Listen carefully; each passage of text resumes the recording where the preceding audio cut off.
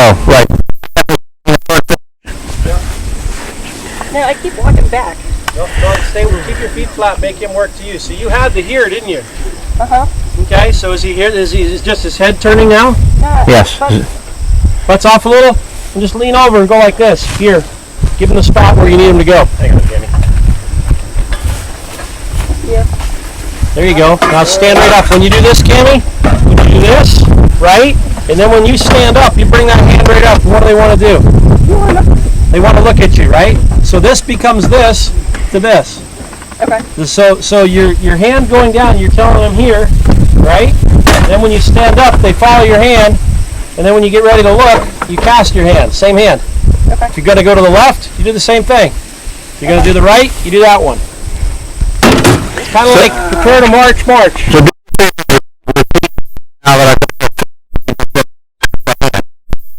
If I'm trying to get him to go from the heel position to the here position, I lean over, drop my hand. That's telling him I want him here. I lift the hand. They're focused on my hand. The hand. That's what you were saying. Okay. Left side, right side, what have you. And then if I need to do a little bit of a tightening, like they're still a little crooked, I'll just go like this with soft little bit with my movement, my feet. Here, good. There you go. Look and then cast. Okay.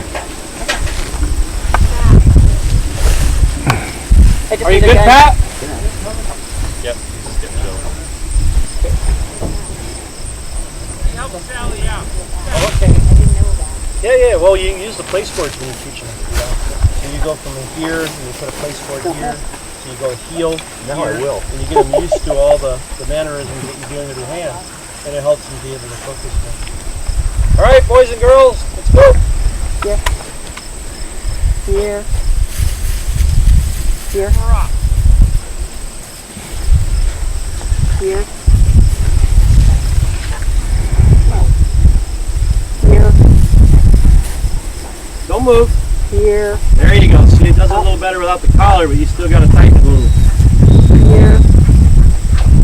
You can go here with a nick if you need to. Now hop. Up. Hop, nick. Up.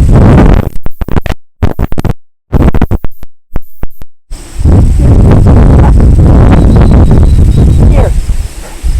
Up. Good. Look. I don't start until I get that. If I don't have them there, I don't have them in the field.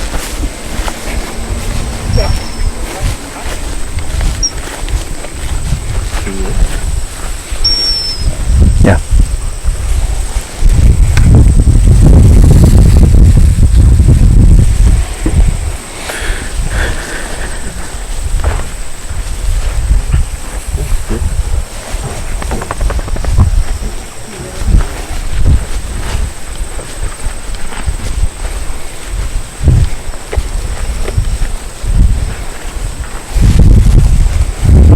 One of the things I'm working on with Cammy is communication to the dog as to what she needs, you know. And so that communication is stuff that'll be real handy to go over.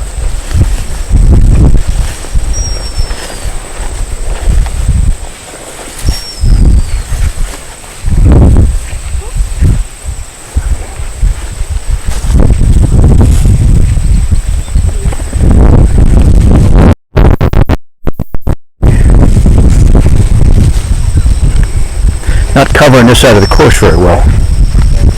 Part of that is communication to the animal at the right time. And I think she's a little nerved up right now. And so we just gotta get her smoothed out. Hey, Cammy, I want you to take 3 deep breaths right now. Okay? You got 2. Last one. Okay, so that's done with. You're breathing. It's all good. All right, so relax now. That's okay. Hey, it's okay. It's all good. Now that I have air going up there. Yeah. So when you cast them off, start the same way you did. Just be a little clearer as to what you want. Okay? Think of this just like your bucket course. You're right into the wind. A little cross, not much. Let him roll. Let him kick out. Be real clear with your communication. How do I get him to go that way? Draw, draw, draw. You drag, and then kick. Okay. Here. Here. Up. Up.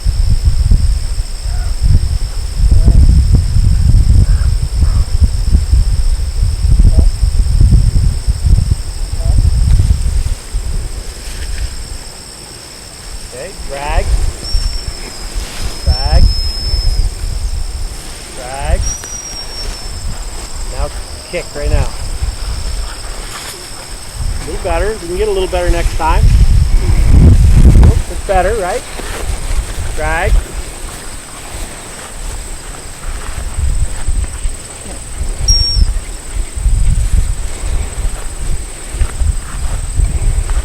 Okay.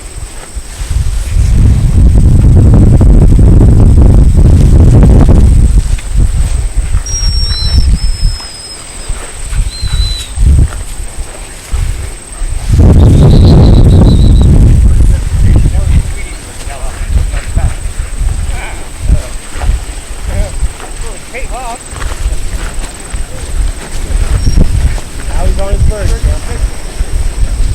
He missed him.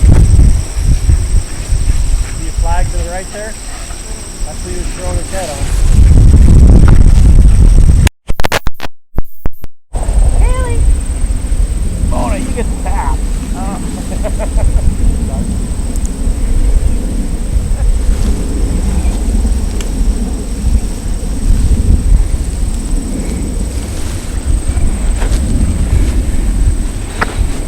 So Pat, you're talking about going ahead and getting a dog cast or handle into the wind.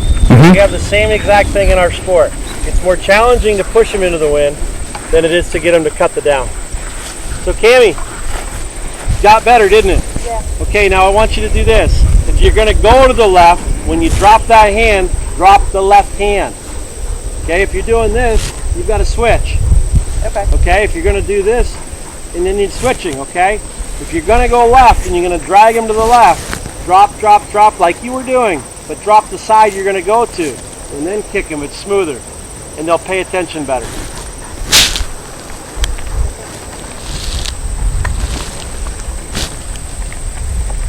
Dude, he's a little uptight.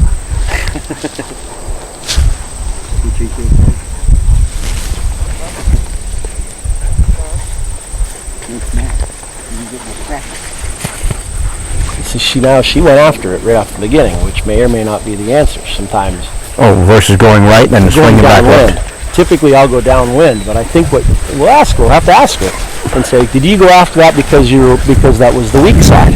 Sometimes I will do that.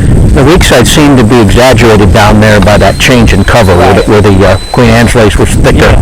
He didn't want to cast over there. Now, for how he's running, I wouldn't be totally dissatisfied. He's giving what I call a 3/4 cast or half cast, where he's getting closer up here. Yeah.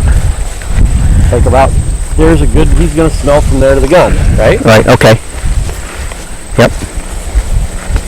But you see, now she's hung up on the left. She's got to make sure she... She balances that out. Yeah, exactly.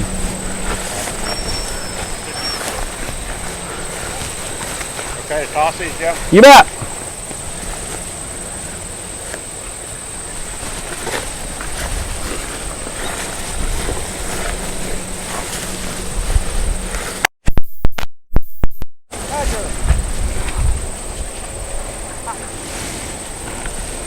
What I find so interesting, Pat, is the same things you talk about. We run into the same basic things. You know, it just maybe in a different application, but it's similar. Absolutely. They all want to do the same things. They all, Right. Right. That's why I think there's so much value in what you were talking about, where you can work on handling, work on retrieving. It's going to benefit Yes. that relationship, and it's going to benefit their skill set. Hot. Good boy. Good boy.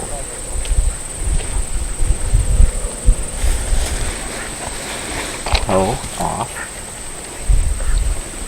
Manager cookies.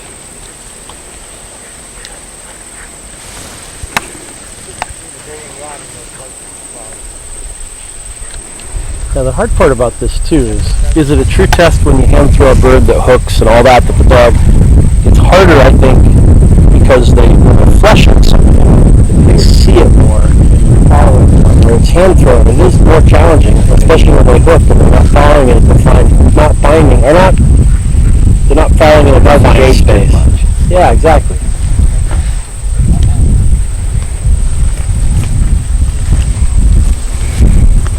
Times when throw a bird up and it hooks and then you're thinking, oh, I thought they had a good idea where that went.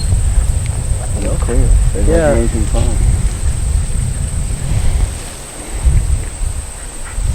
And we don't hand throw game. If they catch it, Right, I know, in competition, I know that doesn't happen, but analyzing why it makes it difficult in training, yeah, and if you hone that a little bit more, is that going to make them sharper in challenging other situations? That would be my instinct. I think when you hand throw, you got to make sure that you really set that animal in a place where they can see a little bit better. But then, like Pat's saying, is maybe it's an opportunity to train on a skill set too. Is that what you're Yes, that's exactly. Now maybe you do it and you throw dead birds. Yeah. And you just don't, because there's a random factor to the where the flyers work on specific types of retrieves. Short retrieve. Could you not do some of this and actually, with the intention of mostly working in the atmosphere of actually doing something like this?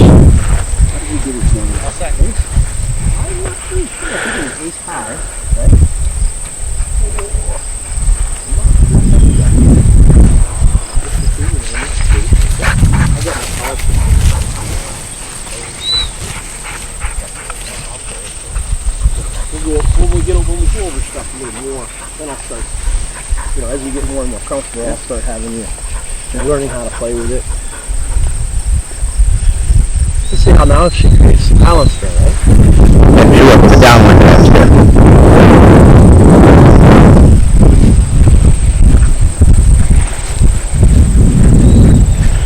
So you make this. Yep. Took out the ribbon and the bird. I can't see the ribbons.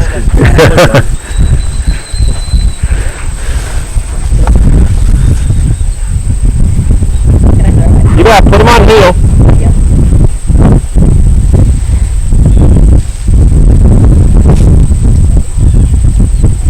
Ready?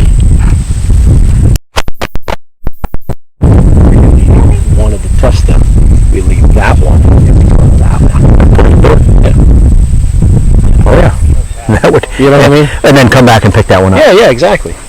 So you understand what I'm saying, Charlie? Yeah. So like, if you're trying to evaluate a more advanced and more distraction, you kill that one. Right. But then you go there. Pick up your bind. Because then you come back. Your angulations are tight enough where it would be Oh yeah, that'd be a more very challenge. Oh, you bet it would. Yeah.